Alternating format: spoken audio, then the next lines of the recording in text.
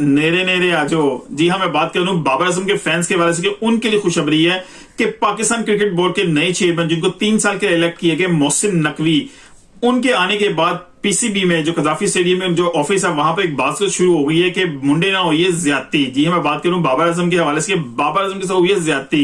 World cup खेलने के बाद आने के बाद जैसे टीम पूरी मैनेजमेंट को, कोचिंग स्टाफ को और कप्तान को जैसे मजबूर करके जो है उनको हटाया गया कप्तानी से और उनके ओहदों से, उसके हवाले से तो बड़ी खुली बातें हैं। जो अब मिखी अतर की भी बयान आ चुके हैं कि उनको भी मजबूर किया गया कि वो रिजाइन दे दें अपनी पोजीशन से।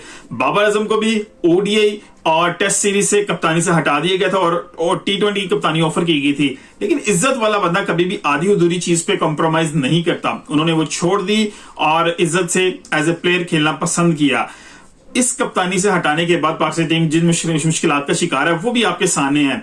लेकिन बाबर आजम को कप्तानी से हटाने के बाद उनके साथ जो ज्यादती हुई उस हवाले से चीजें बहुत ज्यादा सोशल मीडिया पे बाबर आजम के जो फैंस हैं या एक्स क्रिकेटर्स हैं वो बातें करते हुए नजर आए कि बाबर आजम को अभी कप्तानी से नहीं हटाया जाना था। इसमें दो राय मौजूद थी। एक तो राय ये मौजूद थी कि बाबर आजम को कप्तानी से ना हटाया जाए क्योंकि वो पाकिस्तान के पास ही is the one of the best cricketer और उसको हटाने के बाद पाकिस्तान टीम को नुकसान होगा, उसके बैकअप में कोई कप्तान तैयार नहीं है। दूसरी तरफ एक राय मौजूद थी कि बाबर आजम को कप्तानी से हटाना इसलिए चाहिए कि उनकी अपनी जो परफॉर्मेंसेज हैं वो बहुत ज्यादा इंपैक्ट कर रही है, उस पर बहुत ज्यादा असर पड़ रहा है और इफेक्ट होने की वजह से वो परफॉर्म नहीं कर पा रहे। अब खैर ये राय दोनों जगह मौजूद है। आप बेहतर बता सकते हैं कि बाबर आजम को कप्तानी कंटिन्यू करनी चाहिए थी या नहीं। लेकिन अभी सिनेरियो ये है कि बाबर आजम को दोबारा कप्तानी के हवाले से पूरी डिस्कशन शुरू हो चुकी है कि उनको दोबारा पाकिस्तान के लिए कप्तानी के तौर पे दोबारा अब एक फॉर्मेट की दी जाती है, 2 की दी जाती है, 3 फॉर्मेट्स की दी जाती है। ये भी चीजें बाकी होना, डिसाइड होना बाकी है। लेकिन इस हवाले से बातचीत शुरू हो चुकी है कि उनको कप्तानी वापस दी जाए।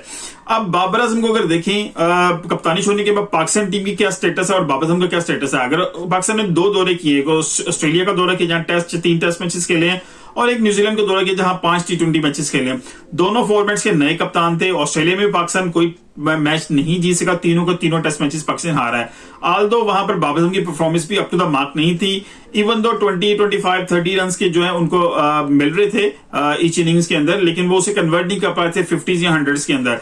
लेकिन जैसे ही वो ऑस्ट्रेलिया से न्यूजीलैंड की तरफ गए, वहां पर T20 सीरीज स्टार्ट हुई तो वहां पर उन्होंने पहले 3 20 मैचेस के अंदर 3 हाफ सेंचुरी स्कोर की विद मोर देन 150 के स्ट्राइक रेट के साथ। 153, 163, फिर 153 और चौथे में उन्होंने कुछ 30s के पास रन किए और उसमें वो उनका 173 का स्ट्राइक रेट था। 5वें में परफॉर्म नहीं कर सके। लेकिन overall it was a good series for Babar Azam. उसमें भी टॉप स्कोरर थे वहां पर उस सीरीज के अंदर। और उसके बाद पाकिस्तानी टीम तो वापस आ गई, लेकिन पाकिस्तान के प्लेयर डिफरेंट लीग्स खेलते चले गए।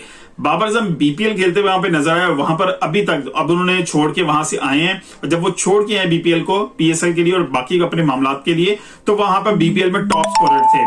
वहां पर भी उनकी परफॉर्मेंस बड़ी जबरदस्त थी। मुश्किल विकेट्स में वहां के बांग्लादेश अपने प्लेयर्स जो वहां की कंडीशंस को बहुत अच्छी तरह जानते हैं वो भी परफॉर्म नहीं कर पा रहे। उनकी मौजूदगी में उनके मुल्क में बाबर आजम से प्लेयर जो है वर्ल्ड क्लास प्लेयर है वो रन कर रहा है, क्योंकि बांग्लादेश की विकेट आसान नहीं है। वहां पर ग्रिप भी बॉल होता है, स्पिन भी होता है, रुकता भी है बॉल, तो it's not easy to play shots in these conditions in Bangladesh. तो बाबर आजम वहां परफॉर्म करके आए हैं।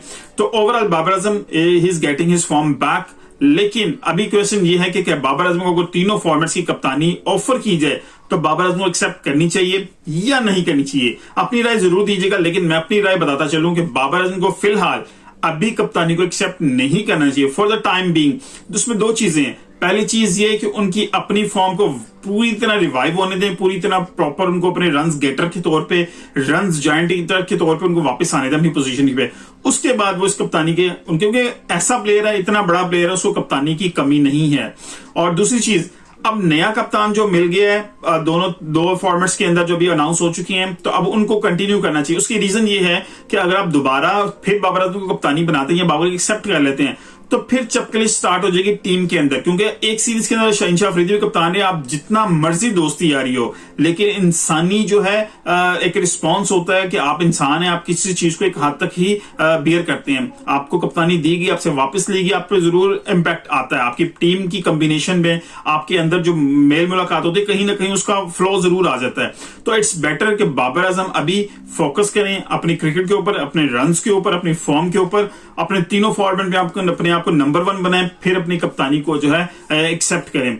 फिलहाल शहनशाह अफरीदी को कंटिन्यू करने दें, उधर से शान मसूद को टेस्ट के लिए कंटिन्यू करने दें और ओडीआई के लिए वो जो भी बेहतर कप्तान बनाना चाहिए उसे बनाए, लेकिन बाबर आजम फुली तरह असिस्ट करें उन तीनों कप्तानों को और अपनी परफॉर्मेंस से पाकिस्तान टीम को मैचेस में जब अपनी पोजीशन में वापस आए तो फिर तीनों फॉर्मेट्स की कप्तानी उनका हक बने। मेरी राय अगर पसंद आई हो या वीडियो पसंद आई हो तो लाइक कीजिएगा, शेयर कीजिएगा, टैग कीजिएगा, लेकिन अपनी राय जरूर दीजिएगा बाबर आजम को कप्तानी सब करनी चाहिए नहीं। मिलते हैं अगली इसी वीडियो के साथ, अपना बहुत ख्याल रखिएगा। अल्लाह हाफिज।